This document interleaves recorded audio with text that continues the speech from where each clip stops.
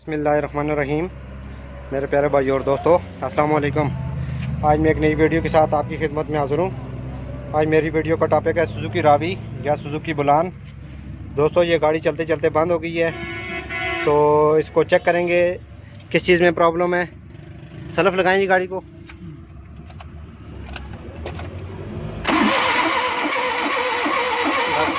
दोस्तों, इस गाड़ी का आवाज़ चेंज हो गया है, तो किस चीज़ में मसला होगा, आज मेरा टॉपिक इस पर है। वीडियो को एंड तक देखना है ताकि मेरे दोस्तों को सही समझ आ जाए। और जिन दोस्तों ने मेरे चैनल को अभी तक सब्सक्राइब नहीं किया, सब्सक्राइब कर लें। साथ बेल के बटन को लाजमी प्रेस करना है ताकि हर नई आने वाली वीडियो आपको आसानी से मिलती रहे। जी दोस्तों, ये चलते चलते गाड़ी की आवाज़ चेंज हो गई है इंजन की, तो इसका चेक करेंगे। या टाइमिंग बेल्ट का मसला हो जाता है या इसका गैसकेट का मसला है। दोस्तों, अगर टाइमिंग बेल्ट टूट जाए तो आपने सबसे पहले उसको चेक कैसे करना है। आपने एक प्लग की वायर उतारनी है। उतारने के बाद आपने इसका करंट चेक करना है।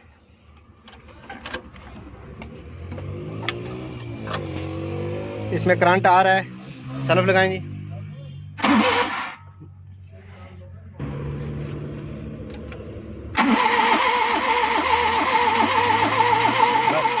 दोस्तों, इसमें करंट आ रहा है तो इंजन का आवाज़ चेंज हो गया। जब इंजन का आवाज़ चेंज हो जाए तो इसका गैसकेट का प्रॉब्लम होता है। तो ये हमारा टाइमिंग बेल्ट ठीक है, करंट इसमें आ रहा है। अगर टाइमिंग बेल्ट टूट जाए, इंजन का आवाज़ चेंज हो जाए तो इसमें करंट नहीं आएगा। तो दोस्तों, इसका आवाज़ जब गाड़ी के इंजन का आवाज़ चेंज हो जाए तो आपने समझ लेना है कि इसका गैसकेट क्रॉस कर गया है। तो दोस्तों, इसको खोलते हैं। खोलने के लिए सबसे पहले इसका टपट कवर उतारें गाड़ी को। जब भी दोस्तों गाड़ी आपकी गर्म हो तो आप उसके लिए ऐड खोलें, तो उसको ठंडा करना लाजमी है। पहले अच्छी तरह गाड़ी के इंजन को ठंडा कर लें। ठंडा करके उसके बाद इसको खोलेंगे। जब दोस्तों इंजन का आवाज़ चेंज हो जाए तो ये आपको आवाज़ आ रहा है, फिर एक दफ़ा सल्फ लगाएं। ये देखें, इसका आवाज़ अभी चेंज है। ये देखें, इसका कंप्रेसर जो है आपस में मिल रहा है, तो इस वजह से गाड़ी का पूरा कंप्रेसर नहीं बन रहा क्योंकि इसका गैसकेट क्रॉस है। तो इसलिए मैंने सोचा कि अपने दोस्तों के साथ भी शेयर करें। इस तरह का अगर आपके साथ भी मसला हो जाता है, ये अक्सर रास्ते में प्रॉब्लम कर जाती है, तो दोस्तों ये गैसकेट का मसला होता है। तो दोस्तों, इसको खोलना शुरू करते हैं। साथ साथ मैं अपने दोस्तों को शेयर करता जाऊंगा। इसके लिए खोलने के लिए दोस्तों ये रेडिएटर भी खोल सकते हैं। अगर नहीं खोलना चाहते तो आप इसका फ़ैन खोल लें। और टैपट कवर खोलना है, नीचे एग्जॉस्ट लगा हुआ है वो खोलना है, और ये कार्बोरेटर के आपने बोल्ट खोलने हैं, और इसका ये पैप लगा हुआ है, ये पानी वाला आपने ये खोलना है। खोल के दोस्तों इसकी वायर जितनी भी इसके हेड के साथ चीज़ें लगी हुई हैं वो खोलनी है। आपने कैप उतारना है तारों वाला।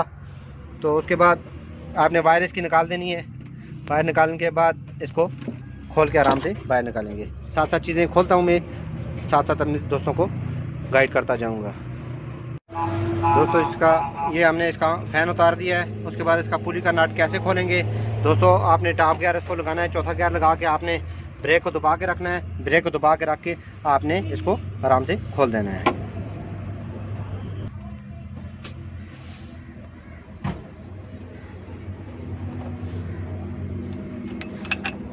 खोलने के बाद आराम से आपने पुली को बाहर निकालना है। निकालने के बाद ये 10 नंबर के ये बोर्ड लगे हुए हैं कवर के साथ, इनको खोलना है। दोस्तों, ये देखें, इसका टाइमिंग बेल्ट बिल्कुल ठीक है। तो अगर टाइमिंग बेल्ट टूट जाए तो ये आपका रूटर पीछे से नहीं चलेगा। डिस्ट्रीब्यूटर का काप उतार के देंगे, इसमें करंट नहीं आएगा। तो दोस्तों, ये आवाज़ इंजन का मुकम्मल चेंज हो गया है, तो इसका गैसकेट का ही मसला है। तो इसको सबसे पहले आपने इसको खोलने के लिए ये बोल्ट लूज़ करना है। ये आगे से कवर इसके पूरी तरह मुकम्मल उतारने हैं कि ये 12 नंबर के बोल्ट आपने खोल के इस शील्ड को कवर को भी खोल के उसके बाद टैपट कवर खोलना है। खोलने के बाद इसके साथ साथ मैं अपने दोस्तों को गाइड करता जाऊँगा। तो ये हमने टाइमिंग की पुलियाँ मुकम्मल खोल ली हैं दोस्तों। इस कवर को हम उतारेंगे। उतार दिया। तो दोस्तों, ये हमने चीज़ें तकरीबन कंप्लीट खोल ली हैं। आपने कार्बोरेटर खोलने की ज़रूरत नहीं, आपने सिर्फ 2 बोल्ट खोलने हैं। 2 बोल्ट खोलने के बाद इसको आपने पीछे कर देना है, एयर क्लीनर का नीचे से बोल्ट खोल के। और दोस्तों, नीचे वाला उस पैप आपने लाजमी खोलना है, क्योंकि अगर आपका ऑयल नया डाला हुआ है तो आप उससे पहले वाला पानी आप निकाल लें। ये ऊपर वाला उस पैप, नीचे वाला आपने खोल लिया है, ऊपर वाला लगा के आपने ये फूक की मदद से इसको निकालना है।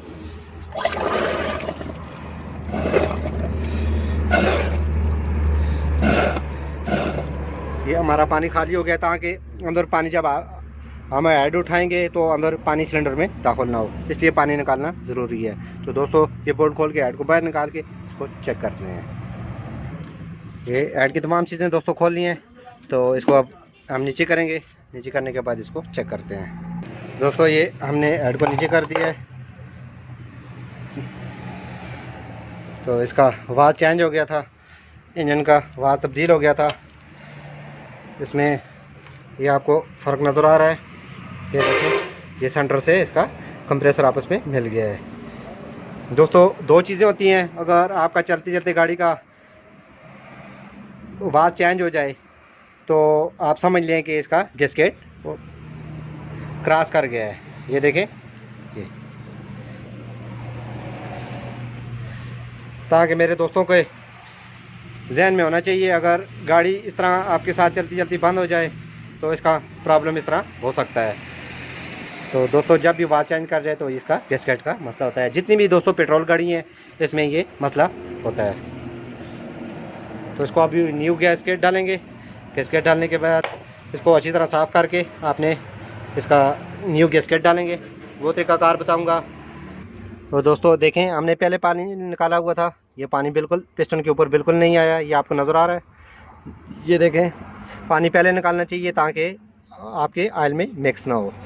तो इसको अच्छी तरह आपने रगमाल की मदद से साफ़ करना है। साफ़ करके उसके बाद गैस्केट का न्यू इसको गैस्केट फिटिंग करने का तरीका बताऊंगा।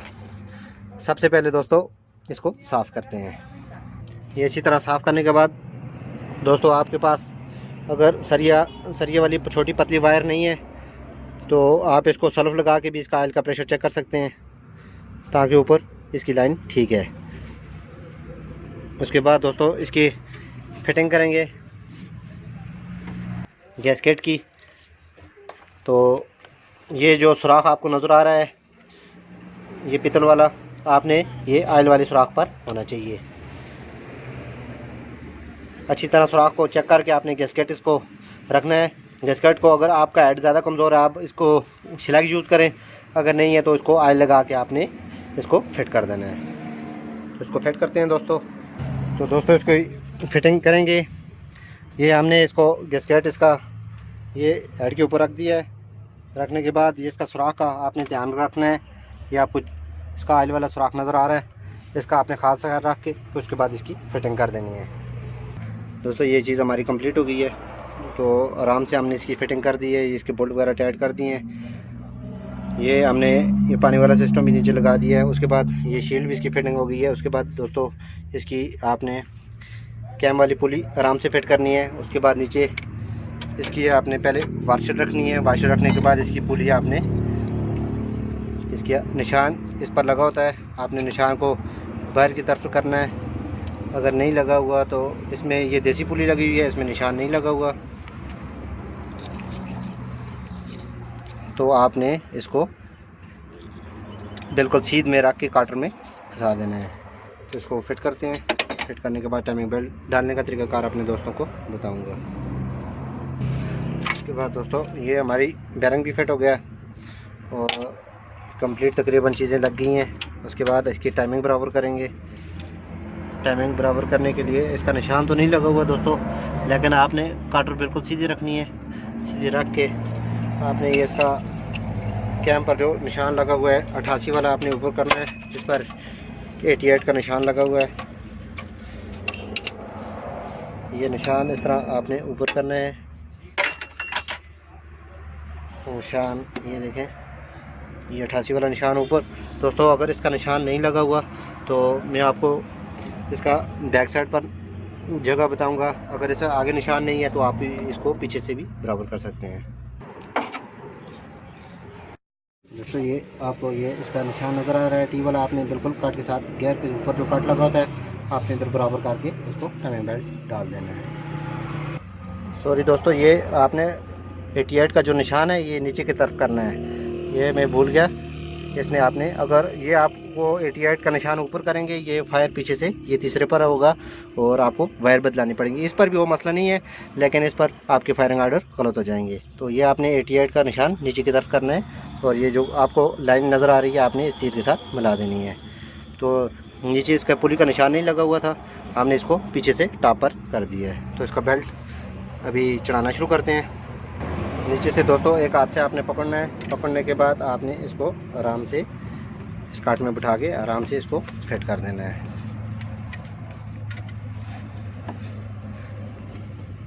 इस तरह बहुत आसान तरीका है दोस्तों। ये फिट करने के बाद इसका कवर लगा के पहले गाड़ी को स्टार्ट करेंगे, स्टार्ट करके उसके बाद इसका होज पाइप वगैरह पहले स्टार्टिंग गाड़ी की चेक कर लें, क्योंकि पहले गाड़ी का इंजन का आवाज़ चेंज था तो गैसकेट में प्रॉब्लम था।